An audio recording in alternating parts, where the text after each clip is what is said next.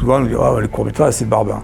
Nous, on essaie de faire du court-métrage tout public, parce qu'on raconte des histoires et on aborde tous les thèmes. Je ne vous cacherai pas que la plus grosse difficulté, c'est de trouver un petit peu des financements. Même des gros festivals comme le festival de Clermont-Ferrand, il y a 2 ans, sa subvention a baissé de 100 000 € du jour au lendemain. Mais le court-métrage, c'est une vraie histoire. Une histoire en modèle réduit peut-être, mais c'est une histoire qui est dense quand elle est bien faite et elle touche.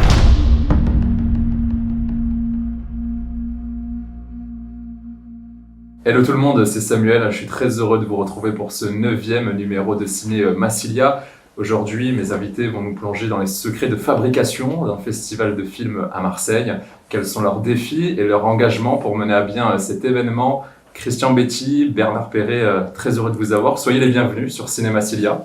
Bonjour. Bonjour et merci de nous accueillir, c'est sympa. On va évidemment parler de ce festival, l'Open Festival à Marseille, du 15 au 17 octobre prochain pour sa 4e édition.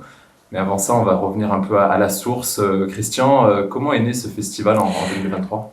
À l'origine, ce festival a été créé par des vidéastes non professionnels, amateurs. C'est-à-dire qu'on fait partie d'un club, on se réunissait pour faire des petites fictions que l'on présentait dans des concours, on faisait partie d'une fédération. Et puis on s'est dit, bon, on tourne un peu en rond. Puis on partait du principe que maintenant tout le monde avait une caméra dans la poche. On s'est dit, si on crée un festival, autant l'ouvrir à tout le monde. Et comme on était partenaire avec une association des Pennes Mirabeau, le nom était tout trouvé, Open Mirabeau Festival. Sauf qu'après, l'association des Pennes Mirabeau n'a pas voulu nous suivre sur Marseille, puisqu'on avait la possibilité de le faire à Marseille. Et puis nous, on est Marseillais, donc voilà. Et c'est devenu l'Open Festival Marseille. Naturellement. Et vous avez rejoint quand l'aventure, Bernard ? Alors, moi, pour la première fois quand je suis allé, c'était à plan de campagne. Je ne savais pas trop ce que j'allais voir. Je ne suis pas du tout familiarisé à l'époque avec le court-métrage. Je suis venu dans la dernière partie. Et quand je suis sorti, j'avais la banane jusque-là. Et je me suis dit, c'est extraordinaire. J'y croyais pas du tout, j'avais jamais vraiment vu ça. Et quand Christian, on se connaît depuis longtemps. Oui, nous, les amis de longue date. Et quand Christian m'a dit, ça t'intéresse, est-ce que tu veux t'occuper du site internet ? Je suis rentré dans l'organisation parce que, franchement, j'en ai pris plein la tête. Ouais, carrément. Ouais, c'est super. Est-ce que dès le départ, c'était court-métrage ? C'était ce médium-là en particulier ? Oui, court-métrage de fiction. Parce qu'on part du principe, c'est un constat, qu'on ne fait pas une fiction comme on fait un court-métrage ou comme on fait un reportage. C'est un autre travail. On estime également que le court-métrage de fiction, c'est un marchepied vers le long-métrage. Il y a une part de création. Donc on avait pris ce créneau-là.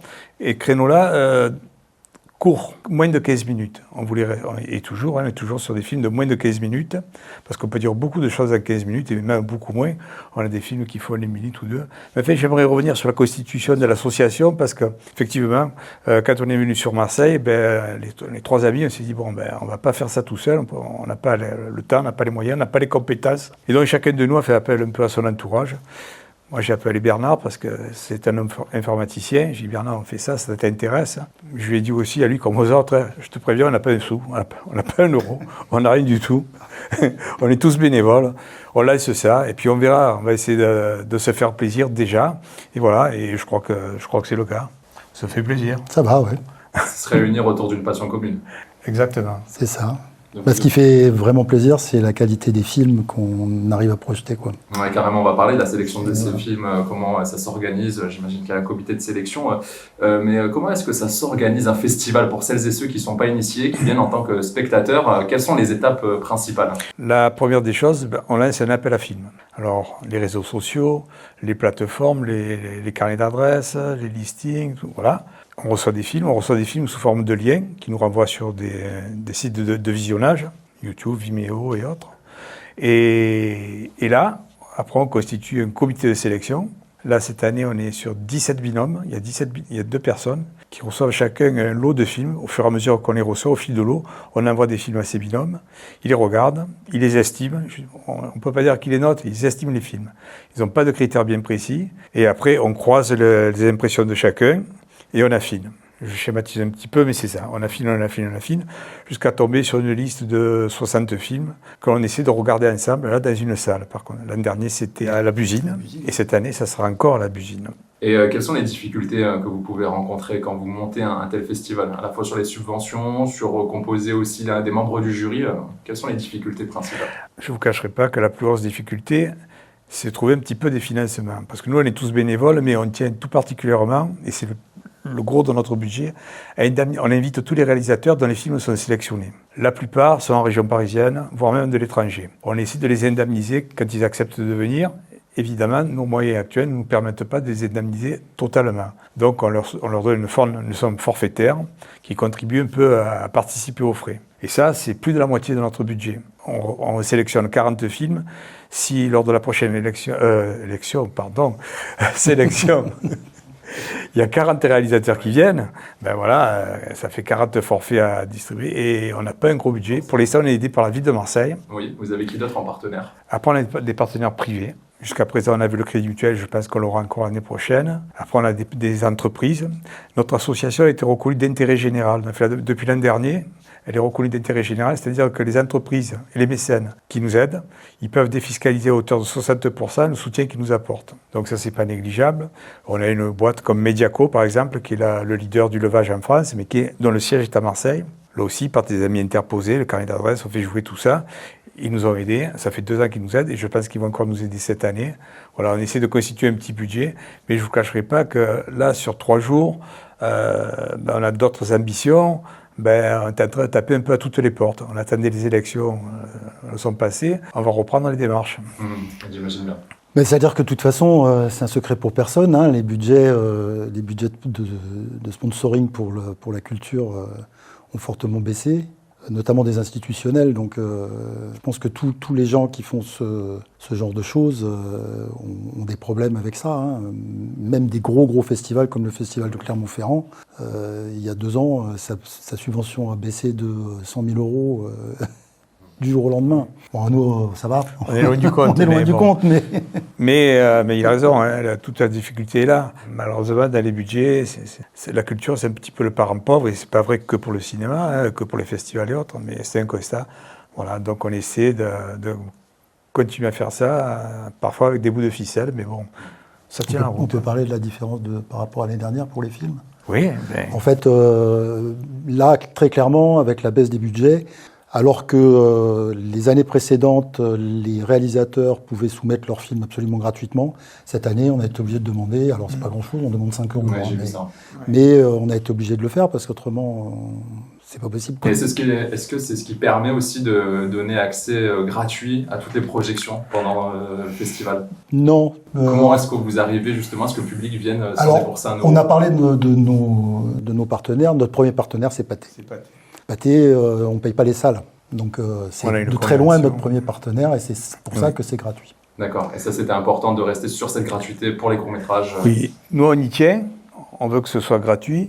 Ce partenariat avec Pathé, on y tient aussi. Quand la première édition, quand on a fait ça à Plan de Campagne, on sortait du Covid. Je pense que les salles étaient moins fréquentées, donc il fallait faire revenir le public dans les salles. Le festival a contribué à ça. Bon, Pathé ne tape pas après nous pour faire venir du... C'est pas ce que je veux dire. Mais quand même, on tenait à avoir cette gratuité parce qu'on tenait à attirer un public pour du court-métrage. Et qui plus est du court-métrage de fiction. Parce que le court-métrage a quand même une image assez... documentaire, quoi. Ouais, documentaire ou film expérimentaux ou quoi. On va dire barbant. Souvent, on nous dit, le court-métrage, c'est barbant. Nous, on essaie de faire alors c'est pas un gros mot, de faire du court-métrage tout public. Parce qu'on raconte des histoires et on aborde tous les thèmes. Ça peut être des comédies, ça peut être des drames, on aborde tous les thèmes. Et notre sélection œuvre dans ce sens. On veut aborder tous les thèmes. Et on y arrive. Parce qu'on reçoit quand même pas mal de films. Et la gratuité fait partie du truc aussi, parce qu'on arrive à faire venir un public qui ne serait peut-être pas venu spontanément en payant sa place, quel que soit le prix. Oui, il faut démocratiser l'accès au court-métrage, lui donner une projection un peu plus ample. C'est intéressant ce que vous dites, dans le sens où il y a un regard porté au court-métrage. Est-ce que c'est pour toutes les productions? C'est-à-dire, est-ce que le film autoproduit peut s'inscrire à avoir sa place dans le festival? Totalement. Absolument. Totalement. Absolument. On a plein de films qui ont été tournés, franchement, avec des bouts de chandelle. Hein, c'est pas... Ce qui est important, c'est ce qui est dégagé du film. C'est pour ça que quand Christian a parlé tout à l'heure des critères de sélection, il n'y a pas véritablement de critères de sélection. Le critère de sélection, c'est le coup de cœur des visionneurs. Et c'est ça qui fonctionne. Faut dire que l'année dernière, on a reçu 3000 films. On en a sélectionné 44. Vous imaginez, en fait, quand on arrive à une sélection pareille, c'est du coup de cœur. Et en fait, ça marche très bien. Alors, qui choisit? Vous avez un comité de sélection, il y a des C'est ça. jurys. Les 17... En tout, il y a 34 personnes qui voient les films. L'année dernière, chacun des binômes a reçu environ 140 films. On a choisi assez peu, très exactement, je ne me rappelle pas, 4-5, enfin voilà, en gros. Et après, ces 4-5 ont été réunis. Et là, on va voir les films les 4-5 de chacun des binômes a été vu par tout le monde. D'accord. Dans ces cas-là.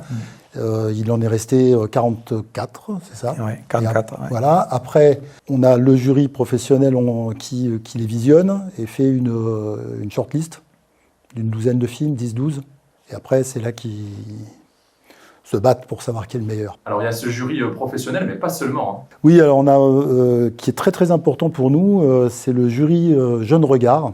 Il est constitué d'élèves de la Satis, de Marseille Vert, de la classe de cinéma de Marseille Vert, de la classe de BTS de Poinceau-Chapuis et d'élèves de L2 de l'AMU, de Aix-Marseille Université. Donc qui sont des écoles qui, dans leur ensemble, forment à tous les métiers du cinéma, que ça aille pour les BTS, des métiers vraiment de techniciens, voilà, jusqu'à la Satis qui va former des techniciens supérieurs, des chefs-op, des musiciens pour le cinéma, des réalisateurs, voilà. Et donc ça nous permet d'avoir plein de profils de gens qui sont évidemment intéressés par le cinéma, qui viennent pas forcément des mêmes milieux, parce que les gens qui viennent du BTS et des gens qui viennent des lycées généraux, qui vont faire la fin de leurs études à la Satis ou qui font la classe prépa de Marseille Vert, sont souvent des gens très très différents, même s'il y a plein d'échanges, que rien n'est figé, surtout sur ce type de métier. Vous en savez quelque chose. Donc voilà, pour nous c'est très important, parce que comme ça, ils voient le 15 par exemple, là, ils vont voir à la Busine. Ils vont voir des films tous ensemble, et quelque chose qui est très important aussi, c'est qu'ils voient la shortlist avec le jury professionnel, donc avec des gens qui sont plus assis dans le métier, et ils peuvent échanger avec... ça va toujours être intéressant pour quelqu'un qui est en BTS à Poinceau-Chapuis d'échanger avec Tom Novembre sur un film sur lequel ils vont être super d'accord ou complètement pas d'accord. Voilà, et ça pour nous c'est très très important. Ouais, c'est précieux cet échange. Et parmi les autres partenaires, vous vouliez citer quelqu'un? Oui, on a un partenaire qu'on peut qualifier de fidèle, puisque ça fait 3 éditions qu'il nous suit. C'est Provence Studio. Lorsque les réalisateurs arrivent à Marseille, on les invite, on leur demande préalablement s'ils sont disponibles pour aller visiter les studios de Martigues. Et on fait un charter, on les emmène et on passe l'après-midi à visiter les studios. Ils prennent des contacts, alors, certains pour les costumes, d'autres pour les décors, comment ça se passe, comment est-ce qu'on peut faire. L'idée, elle est toute simple, c'est de leur faire découvrir les studios, mais c'est aussi les inciter, un jour ou l'autre, de venir tourner à Marseille, dans la région, pour leur montrer qu'il y a des possibilités de travailler ici, quoi. C'est un peu le but aussi. Donc si on peut contribuer très modestement, par ce biais-là, on ne va pas hésiter à le faire. C'est pour ça qu'on est très heureux de les avoir à côté de nous. Ça leur permet un aspect un peu découverte pour celles et ceux qui ne viennent pas de Marseille, là, de découvrir réellement ce que ça veut dire Marseille, terre de tournage. Oui. Ah, et puis c'est pas leur seul soutien, ils nous offrent 2 jours de tournage aux lauréats. Puis là, c'est quand même des conditions de tournage, c'est quelque chose, les studios Marseille-Provence. Effectivement, c'est une très très belle récompense. C'est pas quand on les amène, pour ceux qui connaissent pas, il y en a qui connaissent, mais comme moi, la première fois que j'y suis allé, quand vous voyez la pièce avec le mur de LED, vous pouvez tourner pratiquement à 360 degrés dans une pièce avec c'est assez fou. Comme beaucoup d'envois, finalement, parce qu'on voit quand même qu'on a aussi cette chance en France d'avoir un accès à plusieurs festivals de courts-métrages de fiction, dont le vôtre, l'Open Festival Marseille. Mais concrètement, qu'est-ce que vous diriez à celles et ceux qui envoient leurs films et qui ne sont pas retenus? Si vous pouviez vous adresser à eux et qui nous écoutent. Qui seront peut-être retenus la prochaine fois. C'est ça. Alors, pour retenter sa chance. Totalement, oui. Ouais. Après, ce qu'on a oublié de dire aussi, c'est les motivations. Qu'est-ce qui nous a incité à faire ce festival? On s'en est rendu compte lors du premier festival, déjà à Plan de Campagne. Quand on lance cet appel à film, on l'a affaire à de jeunes réalisateurs. Pour la plupart, ils n'ont jamais vu leur film sur le grand écran. Ils ont vu leur film sur petit écran, que ce soit le téléphone, sur Internet. Pas sur grand écran. Et là, ils voient les réactions du public, les applaudissements, ils s'expriment. Il y a ce retour et cet échange, parce qu'on fait circuler les micros. Et ça, pour nous, alors là, pour le coup, ils parlaient de bananes. Là, je peux vous assurer qu'on est ravis pour eux, quoi. On est là, on leur a offert ça, quoi. D'ailleurs, cette année, on a réduit un petit peu la voilure du nombre de films pour que les réalisateurs puissent s'exprimer et qu'il y ait plus d'échanges avec le public. D'accord, on est quand même à 40 films là, oui. Pour cette édition. On est sur 40 films. Oui, une quarantaine de films. Ouais. Oui. Enfin, l'idée, c'était de gagner du temps par rapport à l'année dernière, parce que c'était la première demande du public et des réalisateurs. Et un peu de pâté aussi, d'ailleurs. Oui. C'est ça qui les intéresse aussi. Voilà. Bien sûr. Et là, finalement, on gagne 1 heure de discussion, de débat, d'échange, quoi. 4 films en moyenne, si on un peu moins d'1 heure.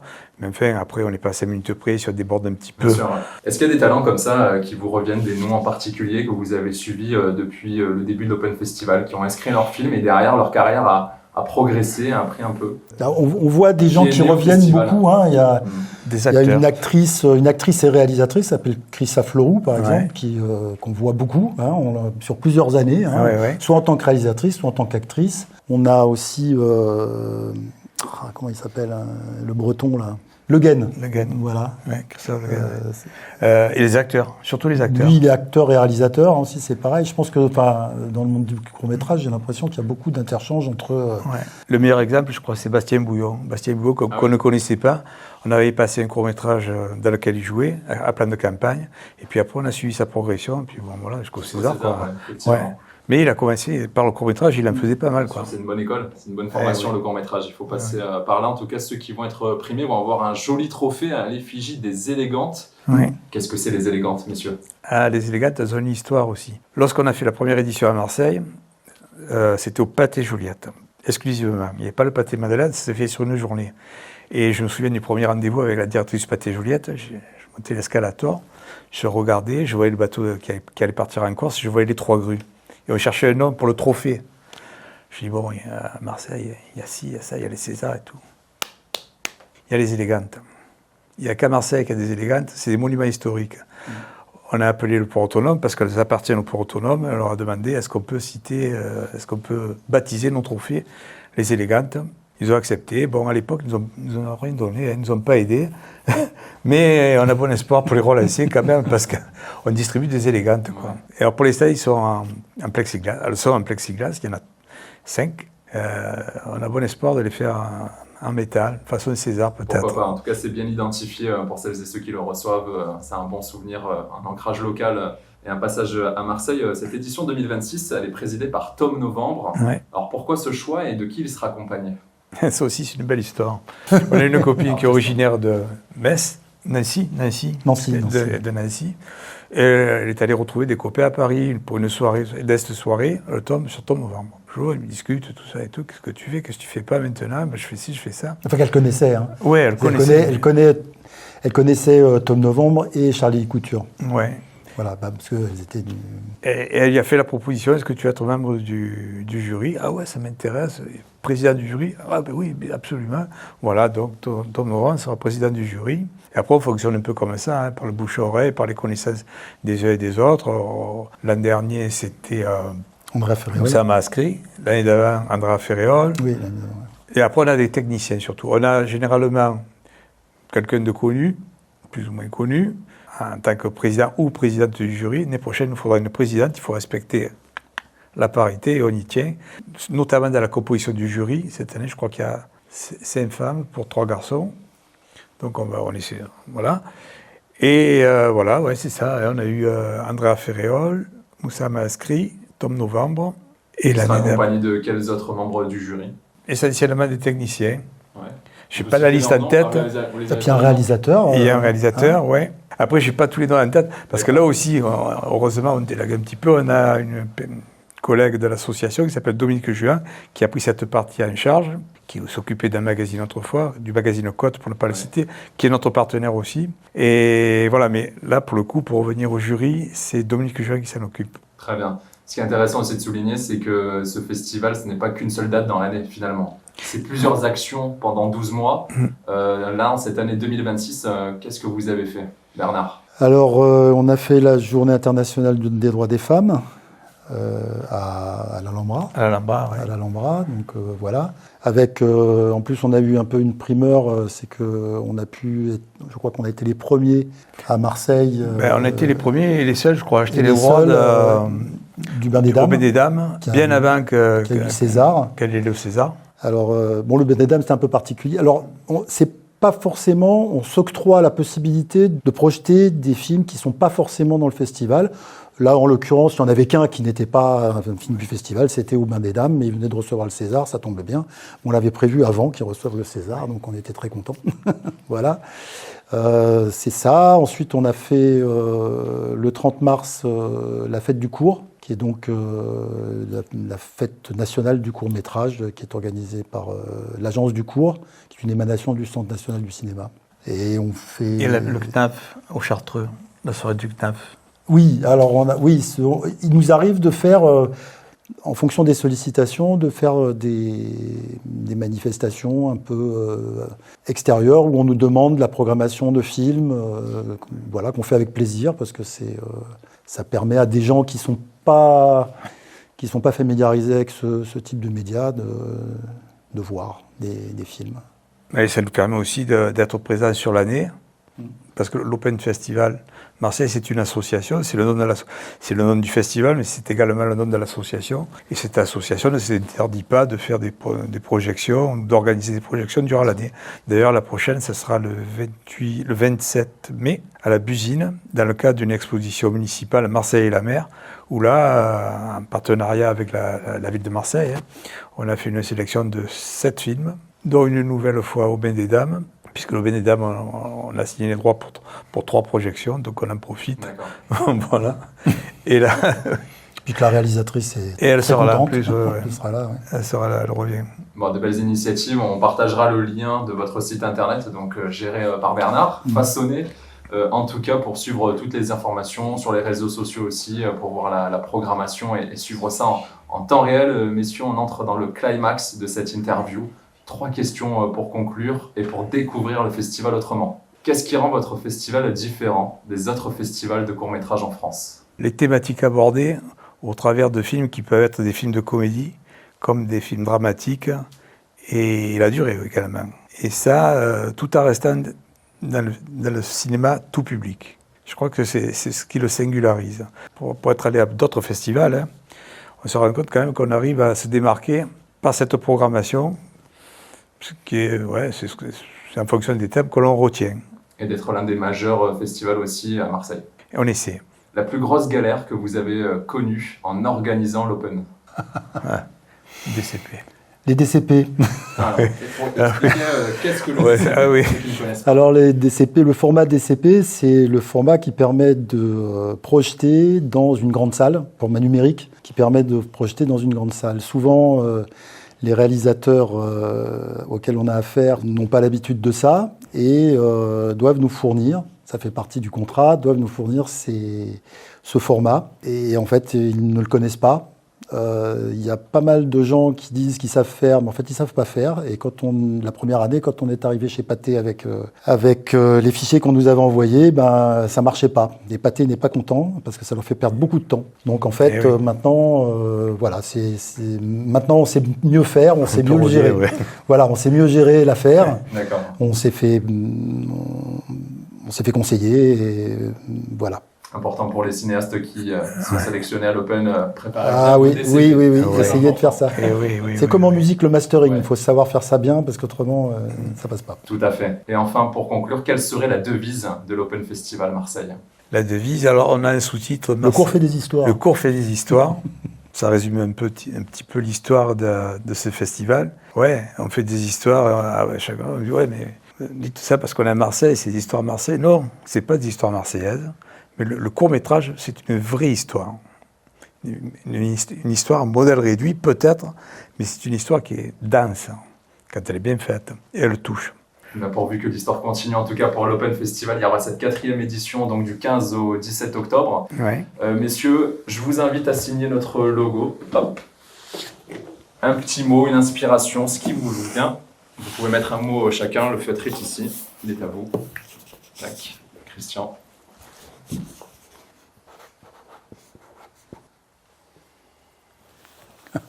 Autour de Bernard.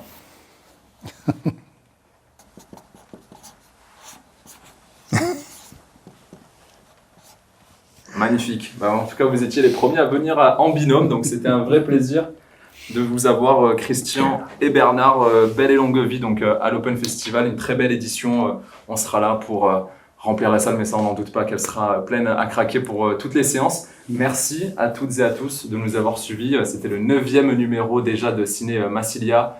Pareil, le même réflexe, abonnez-vous sur tous nos réseaux sociaux pour qu'on puisse continuer à vous proposer ces belles rencontres avec des personnes inspirantes de la cité phocéenne. À bientôt.